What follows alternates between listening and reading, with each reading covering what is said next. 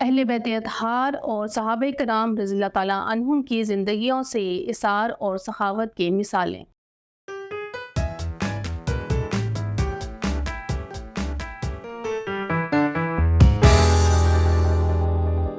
السلام علیکم عزیز طلبہ و طالبات، میں آپ سب کو مون لائٹ انٹرنیشنل پبلیشر کے ڈیجیٹل تعلیمی پلیٹ فارم پر خوش آمدید کہتی ہوں۔ آج ہم نبی کریم صلی اللہ علیہ وآلہ وسلم، اہل بیت اور صحابہ کرام رضی اللہ تعالیٰ عنہم کی زندگیوں سے سخاوت اور اثار کی مثالیں دیکھیں گے۔ نبی کریم صلی اللہ علیہ وآلہ وسلم کے بارے میں حضرت عبداللہ ابن عباس رضی اللہ تعالیٰ عنہ بیان کرتے ہیں کہ نبی کریم صلی اللہ علیہ وآلہ وسلم سخاوت اور خیر کے معاملے میں سب سے زیادہ سخی تھے۔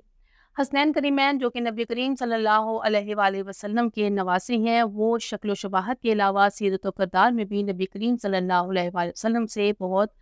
شباہت رکھتے تھے۔ نبی کریم صلی اللہ علیہ وآلہ وسلم کی طرح وہ بہت زیادہ سخی اور اثار کرنے والے تھے، اور وہ اثار کرتے ہوئے کسی کو مال عطا کرتے ہوئے اس کے چہرے کی طرف دیکھنا پسند نہیں کرتے تھے، تاکہ سائل کے چہرے پر شرمندگی کے آثار ان کو گوارا نہیں تھے۔ حضرت امام حسن رضی اللہ تعالیٰ عنہ کو کریم اہل بیت کہا جاتا ہے۔ ان کا دسترخوان جو ہے وہ بہت وسیع تھا، اور خاص و عام ان کے دسترخوان سے کھانا کھاتا تھا، اور انہوں نے اپنی زندگی میں بہت دفعہ جو ہے اپنے گھر کا سارا مال جو ہے وہ اللہ تعالیٰ کی راہ میں خرچ کر دیا۔ اسی طرح ایک شخص نے ایک دفعہ حضرت امام حسن سے جو ہے وہ کچھ مال طلب کیا، تو انہوں نے اس کو اسی وقت 10,000 درہم عنایت فرمائے۔ پھر اسی طرح ہم صحابہ کرام رضی اللہ تعالیٰ عنہم کی زندگیوں کو دیکھتے ہیں تو بہت سے سخاوت کے اور اثار کے واقعات نظر آتے ہیں۔ نبی کریم صلی اللہ علیہ وآلہ وسلم نے ہجرت مدینہ کے بعد جب انصار و مہاجرین کے درمیان جو ہے رشتہ اخوت قائم کیا، تو انصار نے اپنے گھریلو اثاثہ جات، اپنی زمینیں، اپنے باغات، ہر چیز کے اندر مہاجرین کو اپنا حصہ دار بنا لیا۔ جب بحرین کا علاقہ فتح ہوا تو نبی کریم صلی اللہ علیہ وآلہ وسلم نے مفتوحہ اراضی انصار کو دینا چاہی، تو انہوں نے اس سے لینے سے انکار کر دیا کہ اس کے اندر مہاجرین کو بھی حصہ دیا جائے، اور اللہ تعالیٰ نے ان کے اس اثار کا ذکر جو ہے قرآن مجید کی سورۃ الحشر کی آیت نمبر 9 میں اس طرح کیا ہے کہ وہ ان سے محبت کرتے ہیں جو ان کے پاس ہجرت کر کے آئے ہیں، اور اس مال کی اپنے دل میں کوئی طلب نہیں رکھتے جو ان مہاجرین کو دیا جاتا ہے، اور وہ اپنے اوپر ان کو ترجیح دیتے ہیں خواہ ان کو شدید حاجت ہو۔ اسی طرح جنگ تبوک کے موقع پر ہم دیکھتے ہیں کہ جب نبی کریم صلی اللہ علیہ وآلہ وسلم نے صحابہ کرام رضی اللہ تعالیٰ عنہم سے مال جمع کرنے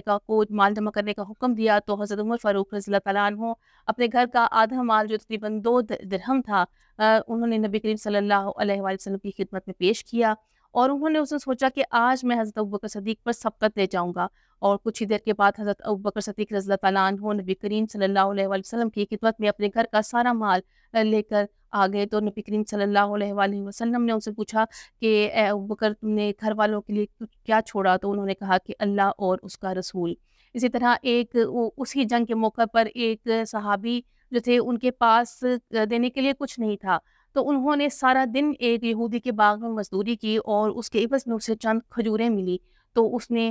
وہی کھجوریں جو ہے وہ صحابی نبی کریم صلی اللہ علیہ وآلہ وسلم کی خدمت میں لے کر گئے، تو نبی کریم صلی اللہ علیہ وآلہ وسلم نے ارشاد فرمایا کہ ان کھجوروں کو اس ڈھیر کے اوپر ڈال دو،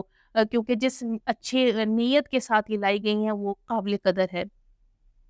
پھر ہم دیکھتے ہیں کہ نبی کریم صلی اللہ علیہ وآلہ وسلم کی شادی حضرت خدیجہ رضی اللہ تعالیٰ عنہ سے، جو کہ عرب کی ایک مالدار خاتون تھی، انہوں نے شادی کے بعد دین اسلام کی خاطر تمام مال جو ہے وہ خرچ کر دیا۔ جنگ یرموک کے موقع پر جو ہے ہم دیکھتے ہیں کہ حضرت اکرمہ رضی اللہ تعالیٰ عنہ، حضرت حارث بن ہاشم، حضرت سہیل بن عمر جو ہے یہ تینوں شدید زخمی ہو گئے، اور جب حضرت اکرمہ رضی اللہ تعالیٰ عنہ نے پانی طلب کیا تو ان کے بھائی ان کے پاس پانی لے کر آیا، تو انہوں نے دیکھا